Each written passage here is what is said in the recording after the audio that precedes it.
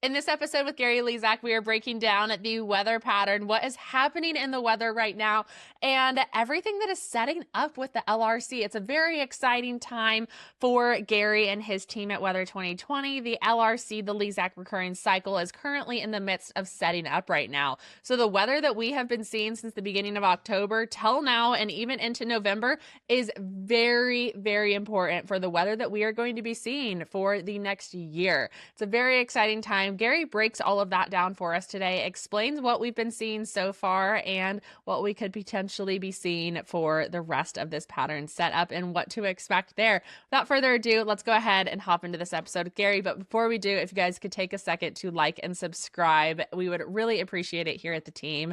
And let's hear from Gary. Gary, welcome back to the podcast. Good morning. How are you?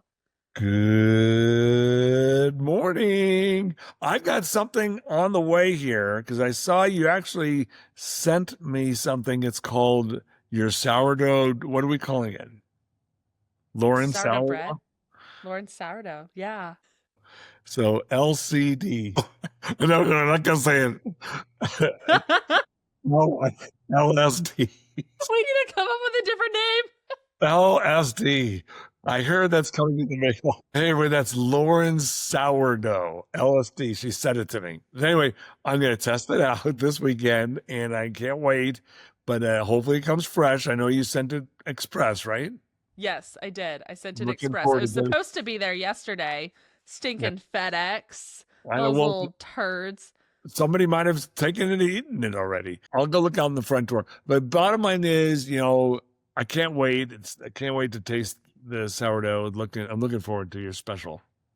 I am so excited for you to get to try some. I made extras this week. I texted Gary on my sourdough day a picture and I was like, "What's your address? I'm sending it to you." And I wrapped it all up in like 50 layers of cling wrap. So hopefully it's still good and tastes amazing. I don't know what the shipping requirements are of traditional people that sell sourdough over the internet. Probably Right. not that, but hopefully it still ships fresh and it's delicious. I'll let you know. I will let you. I'm looking forward to it. Okay, I better get here today. Yes. If it Yes. didn't, there's always, you'll make the next one. We'll make sure that one works. But Exactly. Hey, I've got multiple loaves in the freezer. I'll just go throw one of those. I'll send it to UPS this time. We'll try Well, UPS instead of I FedEx. also know it's not the easiest thing to just go send either. You got to go do it. So Yeah. It's one of those things where like I did it and I was like, okay, I'm texting Gary right now because if I don't text him right now, like I just won't do it. And so I was like, I gotta text him right now and commit, and then I got it done. So thank goodness I wrote back right away too. So yes, precisely. I love it. Well, how's life otherwise in Colorado? it's dry here. We'll talk about the weather pattern that it's evolving. It's not set in stone yet, so we're not making any conclusions yet, but it has been extremely dry across parts of Colorado. The mountains still don't have snow on the peaks yet, which is crazy. However, there should be some later this week. We'll see how that goes. And the weather pattern's in transition. So we'll talk about that. But today is a special day. Today is October the 22nd while we're recording this. We'll air, you guys listening now, probably 24th, 25th, whenever you're listening to this. But on October 22nd, 1996, way before Lauren was born. Is that right? Yeah, a few years. You were born after 9/11. So anyway, I it's was crazy. a little baby. But on this date, October 22nd, 1996, a powerful storm developed over eastern Kansas and western Missouri. The coldest spot in the entire nation at noon was 32 degrees in Kansas City. It dropped to 32 degrees at noon, and the rain changed to snow. And if you look outside, look at all the leaves on the trees still. And that snow was a heavy, wet 5 to 8 inches of snow. The roads may have had 1 or 2 inches in it. Then the roads melted off, but the snow that fell into the trees and on those leaves with the branches, the trees came tumbling down, and there were massive power outages. It was crackling. At 5 o'clock in the afternoon, when the snow was not quite over yet, it was like a disaster. So we call it the October Surprise, because that morning, I was a morning meteorologist at Fox 4 News in Kansas City, And I remember talking to the representative at the National Weather Service. I said, I think it's going to change the snow. And he says, it just might. We might get an inch of snow. And that would not have been a disaster. But by noon, it started snowing like crazy. So we said 1 to 3 inches. By 2, we said 4 to 5 inches. By 4, we said 5 to 8 inches. So the forecast went from rain, maybe mixed with snow, to all of a sudden there's 5 to 8 inches of snow on the ground, and it caused a disaster. And that's what we call October 22nd, 1996, the October Surprise. I'm not surprised by too many things, but that was fun. It was a fun, exciting storm, even though it caused a disaster for power outages. Wow. I can only imagine like being in the studio that day and being like, yeah, I think we could get an inch of snow. And then by the end of the day, it's like you got 8 inches of wet snow, you got power lines down, like, Yeah. oh my gosh. Yeah. I can only imagine. Those kinds of things happen with tornadoes, but very rarely with snowstorms. And with a tornado, it can go from clear blue sky, here comes a thunderstorm, it produces a tornado, and an hour later it's clear blue sky, but 36 people are dead. Okay, I'm just saying, it's not that that's a surprise like this October surprise is, but that's how weather works. A disaster is a horrible, horrible thing because it can end up being serene and seemingly nice, but there's people that have been impacted significantly. Yeah, absolutely. I think the biggest snowstorm, ice storm that I've ever lived through was the one was it 2007 or 2008 in Eastern Kansas? We had a really big one. Oh gosh, I think I wasn't in school for like It two was and a half or it was 3 weeks. 2000. It was 2009. 2009. It was Christmas week of 2009, but there were others that year, lots of others. Yeah. So school was impacted a lot in 2009 and in 2000, the winter 2010, 2011 also. 2 winters in a row had a lot of snow. But yeah, so you would have been like 6, 7, 8 years old. So that would have been like the time that you remember that well. Yeah, yeah. I remember missing a lot of school, and I remember it being around Christmas break because my mom was telling all of her friends that she was like, I'm ready to like put these kids up for adoption. Wow. Like they can go back to school now. They can walk, actually. Like, please take them away. Yeah. I've got my calendar. I could call up the 2009, 2010 calendar and tell you the exact dates. But I used to keep a Wow. weather calendar. What happened is my mother would every year when I went to college in 1980. Actually, it was started 2 years before that. I think we might have talked about it, maybe not. 1978. I was 16 years old, and my mom and dad took us to go see Star Wars, the original Star Wars, at the movie theater in 1978. And we were all Star Wars crazy, like everyone started to become. And my mom and dad bought me a Star Wars calendar, 1978 calendar. And so I started keeping my weather entries in that calendar. So in the Star Wars calendar, the first one, I have all that year's weather data.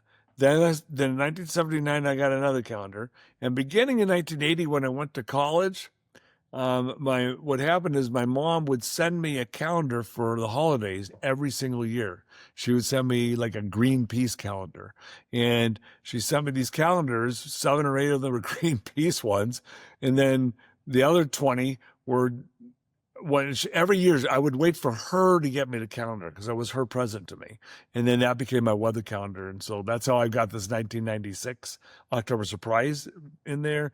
About 2002. When I became chief meteorologist in 2000, 1999, I started keeping a calendar at the station instead of myself. So my calendar keeping ended, but amazing. So fun. I'm full of these stories today. Nostalgia. I love it. I love it. I love it. Well, speaking of the weather, what's happening in the weather right now? We have some exciting things that we can talk about this week. Yeah, the weather pattern is setting up. The LRC it stands for my name. It was named after me back in 2000, 2002 or so also. And the Lezak Recurring Cycle, after I started making all these ridiculously incredible weather predictions based on what had happened in the last few weeks and months. So the LRC has 4 core principles. One, a unique pattern sets up every fall. And right now we're in that unique development. So a pattern that's never happened before. And let me tell you, this pattern I've never seen it, anything like it. This pattern that's setting up right now. I don't know if that's good, bad, or ugly yet, but there's going to be the good, the bad, and the ugly. The ugly right now is like it won't rain or snow anywhere, but we'll see if that continues. But a unique pattern sets up. The pattern cycling, these anchor troughs and ridges show up. That's a whole other long story. And then the pattern repeats over and over and over again. That allows us to make these uncanny predictions that are just ridiculous.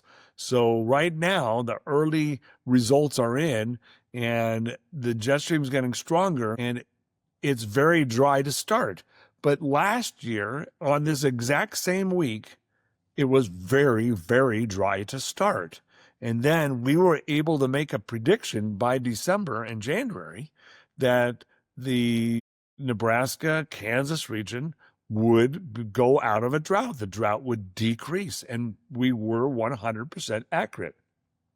The only drought that has increased happened in August and September from Ohio back to eastern Kansas. Ohio across Illinois, Indiana, back to eastern Kansas. The drought has been expanding a little bit.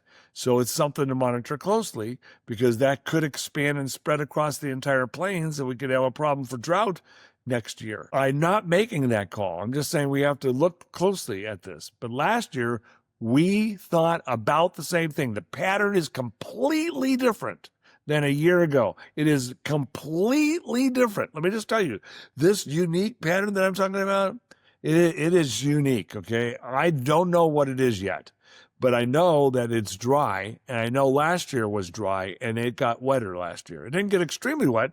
We had just enough rain to produce some really good conditions for corn and soybeans and for the cattle and everything involved with CattleUSA. So just know that it ended up being a pretty good year for weather, even though it still wasn't extremely exciting for me. So now, what does this year's pattern entail? Yes, a dry beginning, but next week, the week after, we get into November, we start to really narrow in on what those signs are. Just know we're not there yet. Sorry, Lauren, I can't make conclusions yet. It's fine, Gary. I guess I can let it go.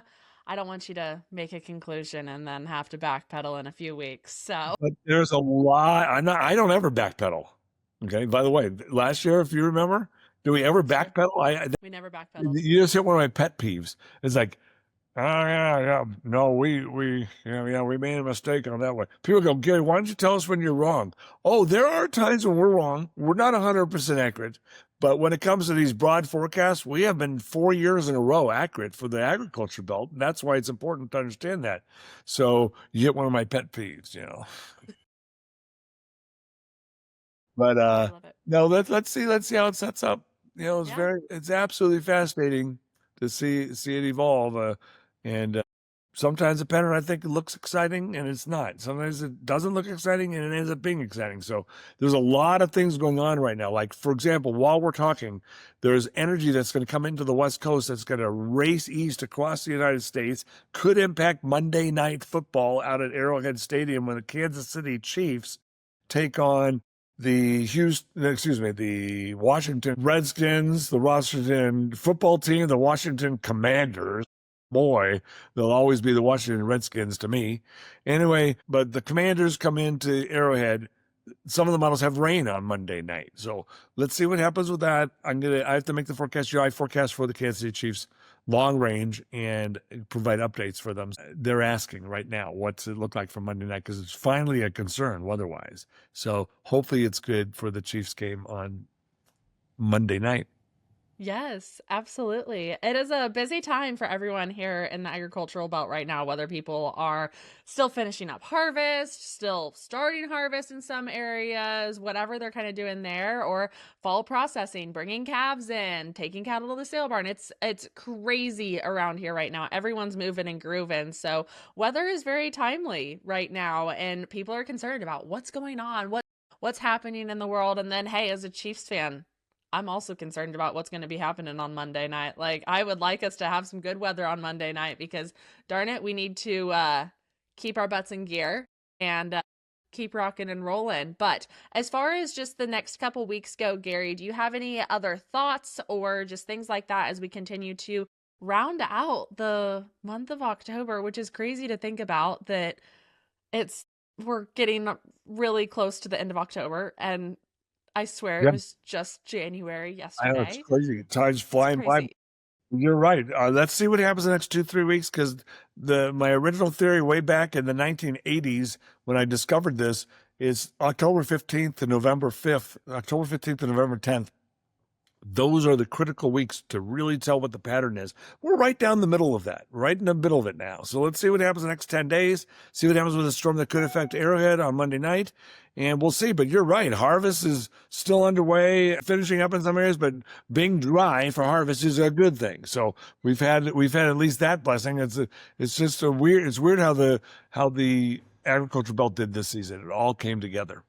Yes, it's definitely interesting how it is all shaping out. And so I'm very curious to see how this cycle is going to come together and what we're going to be able to see for the next year going forward. Gary, do you have any other final thoughts as we round out the podcast today? No, but I'm going to go downstairs and see if the sourdough's. Yes, I hope that it is. And if it's not, that FedEx man better be knocking today. All If right. not, then I'm going to go dig that receipt out and pull that tracking number out. And I'm going to start making some calls. Be like, hey, where's my bread?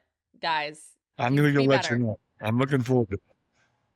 Okay, awesome, awesome. Well, Gary, thank you for your time. To all of our listeners out there, make sure you check out the show notes down below. If anything that Gary was talking about today interests you, we have all of Gary's links down below, whether that be his Substack, where he goes into even more detail than he does on here on everything that's happening in the weather, the Weather 2020 dashboard, anything else that is down there. Check all of those out, and we will see you all tomorrow on another episode. Have a good one, y'all.